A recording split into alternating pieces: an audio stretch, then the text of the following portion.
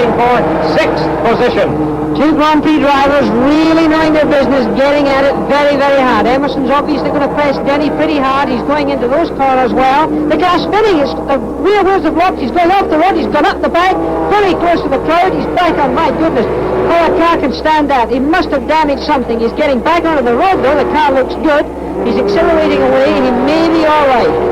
So then it was not a mistake on Fittipaldi's part, Jackie, but rather a mechanical problem. It's as if, to me, the rear wheel's locked. You can see smoke coming off the back wheels, Keith, as it goes into that corner. You can see he's come up on Denny here. He's in a reasonable position from Denny, but not too close, not in a position to pass. He goes into this corner, just as you see him in that right-hand corner. Now, the smoke, the rear wheels tighten up. It goes into a bit of a tack slapper. It goes right up that bank, and there it goes, straight into the sand. The car's taking a big pounding in that, Keith. I can't imagine it's got off scot-free. All right, we'll watch him. Meantime, back on the racetrack. Have spent a lot of miles and a lot of hours battling each other, and they're as hard-headed as anything. Pearson is off the track in the dirt. Allison's in the dirt. They're both off the track, but they've kept it on. This is terrific. To be able to keep a car in this is great. Pearson's in the lead now, but to keep them together under those circumstances is really great. Brute strength and leave a pall of smoke and dust behind them, and the rest of the field works its way through all right. So, David Pearson in the blue car. Steady around there, Fittipaldi having a good long look at them in any case, which is what he wants to do. And two cars are in the boondocks. Two cars are off. That's Gordon Johncock in the yellow car. The other one is Richard Petty. Petty keeps his moving. Johncock came to a dead stop. Now he gets back in, and you see Gordon's car caved in on the right side. So they will drop back to the last position. Gordon Johncock will trail the field, and Richard Petty will be running in the number 11 position. 12 champions, and up in front the battle continues with David Pearson in the blue car. In first place, Bobby Allison second, Emerson Fittipaldi, and the Goodyear blimp providing our view from high in the sky over the Riverside International Raceway. Has moved up into a fourth position. Roger McCluskey is also up in there, and Richard Petty now wobbling again out on the racetrack. Looks like he had some sort of trouble there. Looks like he could have had a problem. He's going into the pits. Maybe I'll try and get down to the pits, Keith, and see what's all about. All right, Jackie, in the meantime, up front, the three leaders continue to stretch it out.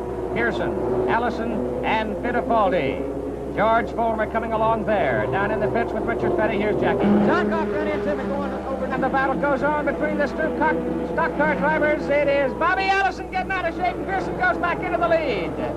So Bobby Allison showing just muscle, just brute strength there, holding that car as he's screaming along through those curves at about 100 miles an hour. That's Mark Donohue in the pits. Mark Donohue, who started last, and a backup car is in the pits. So Mark Donohue is out of it. The leader is Pearson, followed by Allison, Fittipaldi, and Fulmer. The straight between Peter Revson and Bobby Allison. Yep, we've got Peter Revson coming up inside of Bobby Allison on the entrance to turn 9. He's done it again, the same old trick most of them have been doing, drafting up there into turn 9, and Peter Revson takes it through there, a clear advantage, established now in 5th place. But up front, we have Emerson Fittipaldi going wide in turn 6. David Pearson's come alongside. This is the race for 2nd and 3rd place. They've come out of turn 6, but that was a very close shave.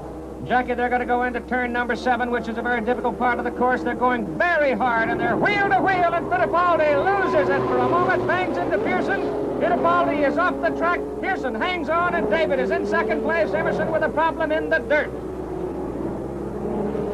Put on too much power, spun it a second time, fights his way back on the track, and believe it or not, the leaders had such a lead on the rest of the field that Emerson Fittipaldi hangs on to 3rd place, but obviously has lost a great deal of distance to David Pearson. Braking troubles as he had when he had his accident last week. Fittipaldi put the brakes on. I don't think the front brakes have worked because the rear brakes have locked up. He sort of sideswipes David Pearson as he enters turn 7. The car hits Pearson, comes in contact. Pearson collects it, but Fittipaldi is overcommitted for that corner. He tries to power the car round the corner. He just doesn't make it. He gets onto the marbles, the car begins to spin, and of course he gets to the outside of the racetrack. But I really do believe his...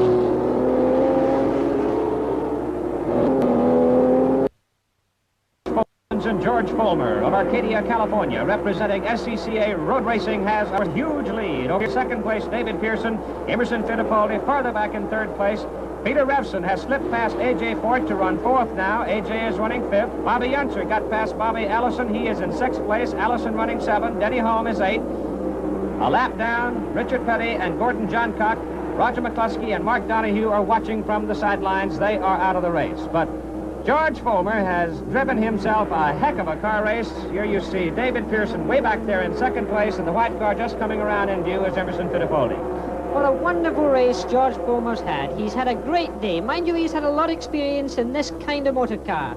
But at the 1972 Can-Am champion really has shown his experience. Of course, he went to Europe in 1973 and raced there a lot. He's a very experienced driver in all categories of racing. And here he is on the very last lap in turn 9. Must be very content. He's kept out of trouble. He's driven very smoothly, and he's brought the car home in one piece.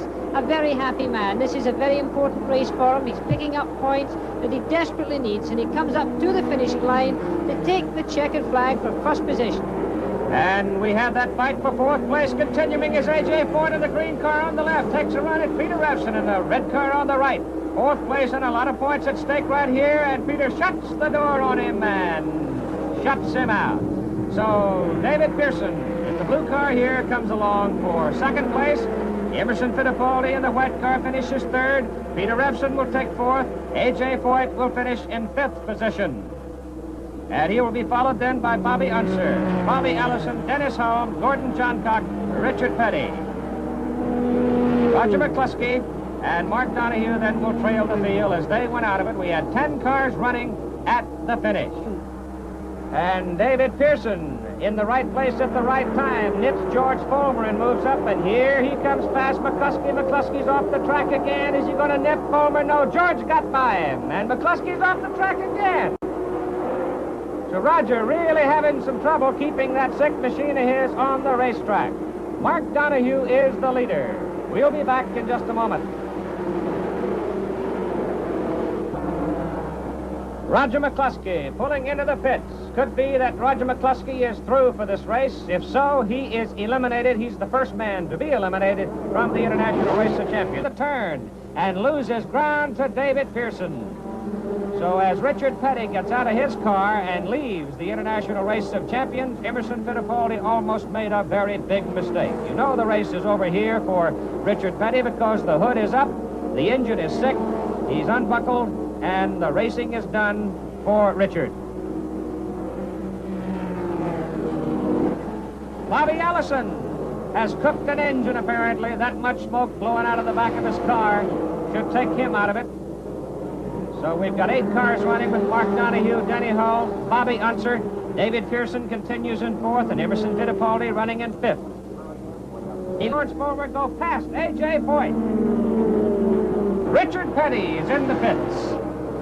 So the first man to win $1 million in NASCAR Grand National Stock Car Racing has hit the pits, and he may be the third man officially eliminated. And Emerson Fittipaldi. Important for him. But of course, there's other things going on in this race right now. A.J. Foyt himself obviously is considering this whole situation. David Pearson right there and George Fulmer running right behind Pearson. They're in comfortable shape. They're pretty well set if they can hold those positions. Roger McCluskey, Richard Petty, Gordon Johncock, Bobby Allison all went out of it earlier. This is the final lap. And the 2 men to really keep our eye on are A.J. Foyt, who is running in 6th place, and Emerson Fittipaldi, who is running in 3rd place. Peter Revson is the man who is crowding A.J. Foyt at this point. Now, Revson's all set, but Peter Revson is a racing driver. And when the opportunity to move comes, he will exercise it. A.J. Foyt is the same kind of a man, but Foyt in this position has to be aware that he can reach inside of himself and use the cunning and guile that comes from years and years and years of very successful automobile racing. Foyt there in the orange car, Revson right behind him, Fittipaldi sitting up there in 3rd place, and him all by himself. Fittipaldi has to move up 1 place, Foyt has to move back 1 place, and here is Mark Donohue coming around. Donohue wins the 3rd race. Bobby Unser is 2nd. Emerson Fittipaldi takes 3rd. David Pearson is 4th. George Fulmer 5. A.J. Foyt coming along. He takes 6 at A.J. Foyt. Wins the 6th starting position in the championship race. Emerson Fittipaldi just missed by a single point. We'll be back to sum it up for you in a moment.